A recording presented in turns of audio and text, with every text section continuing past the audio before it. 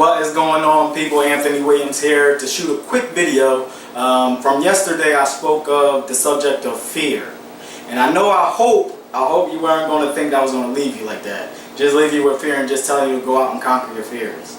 Okay? Now, I want to give some principles today. It's in relation directly to fear, but today I have the antidote to your fears. Okay? Now, if we think about fear, there's many analogies for it. There's many, acronyms for fear. Okay? One of the acronyms that I like is false evidence appearing real. Okay? Definition of fear, acronym for fear that you can use. Okay? Most of the fears that we have set up in our minds, they're not real. 9 times out of 10, they won't happen. They never come to fruition. We perpetuate them in our own minds, to hold us back. Is one of the tricks that, one of the tricks that keeps you back from accomplishing your goals in life. Okay, now the antidote to fears. Okay, listen to this very carefully. And I don't care what religion you are, but this principle holds true no matter what religion you're in. Okay. It says in the Bible that perfect love casteth out fear. Let me repeat it again. Perfect love casteth out fear. And I believe it says all fear. So let me add that. Perfect love casteth out all fear. Okay? Now, let's take this principle in business. How can we apply this to business if we're talking about love and fear? Okay? Now, fear is predicated upon the self, okay? Ego, okay? If you're looking to fulfill some type of desire for yourself and you're feeling self-conscious, an antidote to that is to think about others.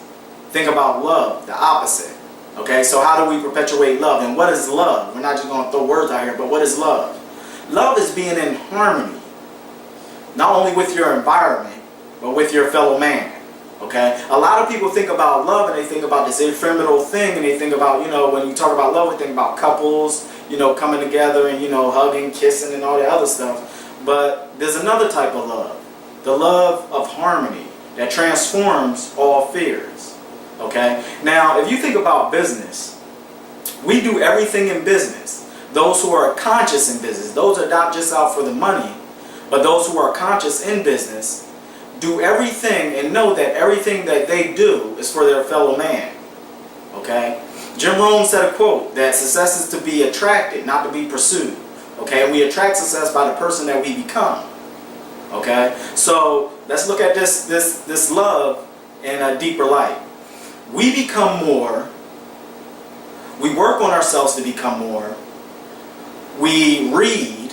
We fill our minds with prosperous thinking, okay, to become more to other people. That's the principle of love. That's why you attract wealth to you. Because of the fact you're developing yourself to a higher standard, to a higher vibration, in order to give out to your fellow man. It's not hard. Let's keep it real easy and real simple what it is that we're trying to do. Even in business, we're trying to free other people, to see their greater potential. Another thing that came up, because I just got done reading the book by Kathleen Ponder, I call it The Dynamic Laws of Prosperity. Okay, if you don't know that book, definitely pick it up. The author is Kathleen Ponder, The Dynamic Laws of Prosperity. Okay, she speaks of people still having in their minds, even today, because of the media that we're around, but even religions today, that the fact that it's a sin to want money. Okay? And she flips that principle. And she said it's a sin to be poor. Okay? Now, let's think about this for a minute. Let's think about God. Okay? Or what you call God. Or the infinite, the intelligent. Has given us everything for free.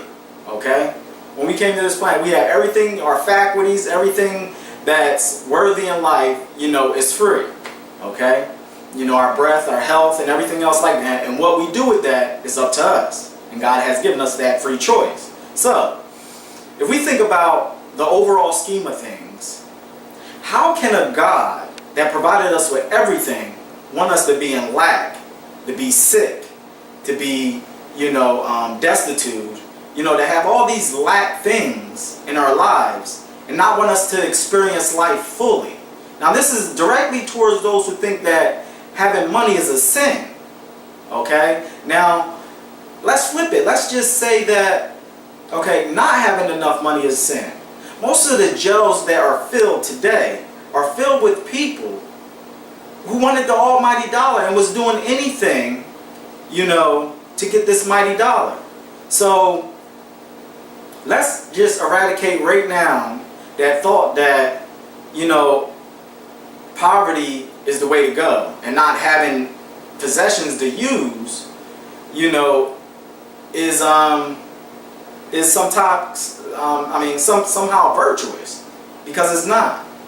Mostly all the people that I know, that's happy, that's prosperous, they follow the one law that they know that they have totally eradicated from their mind, that they know for a fact that failure and, poverty, that's the sin, as opposed to prosperity. Prosperity is what God wants you to have, whatever you call God, whatever religion you're in, but, having resources to do and to live fully and to be of a benefit to your fellow man around you, that's the blessing, and right now, on this plane of existence, I don't care if it was she cells, old coins, paper, we're using currency now as paper. So we have to become an attractive person. This energy, takes on the form of prosperity. We know that if we have enough of this paper, we can be a blessing not only to ourselves, but to everybody else around us. And what more purpose, is there than to be a blessing, to give of your life to other people around you? It's the law of love, like I go back to. It's the law of love. It's the law of prosperity. Everybody deserves to be prosperous. Okay, not just one nation, not just one country. Everybody deserves to be prosperous. This is enough. There are enough resources. Let's totally eradicate that there's lack. Okay, there's enough resources for everybody to live a prosperous life. Okay, and that's one thing that we have to know today, and know for ourselves that there is enough for us. And again, I mentioned that book, Kathleen Ponder. Pick it up, The Dynamic Laws of Prosperity. Pick that book up. Whoever's going through it today and still have this conflicting ideals in their mind that it's virtuous to be in lack. Okay, let me just say another thing about that. Think about it.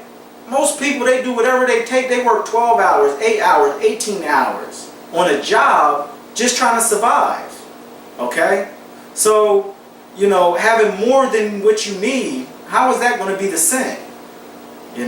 So let's just eradicate that ideal today. Okay? I'm a little bit fumbling on, but I just want to get that point out today. I really want to drive that home, because it's so important when you're trying to develop money consciousness that you totally eradicate that conflict in your own mind about money being a sin, or wanting money being a sin, or desiring money being a sin.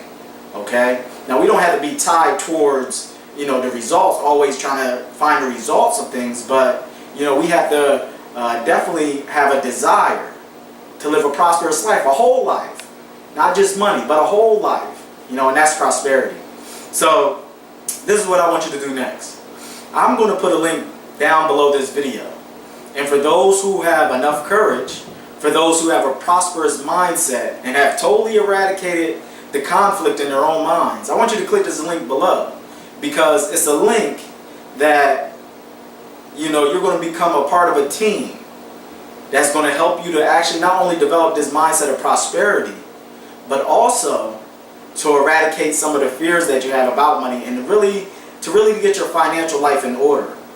And really to finally get in the position where you want to be. Okay, so definitely click the link below, and get all the information of this company that I'm involved with. And make it a prosperous day. Talk soon, and God bless.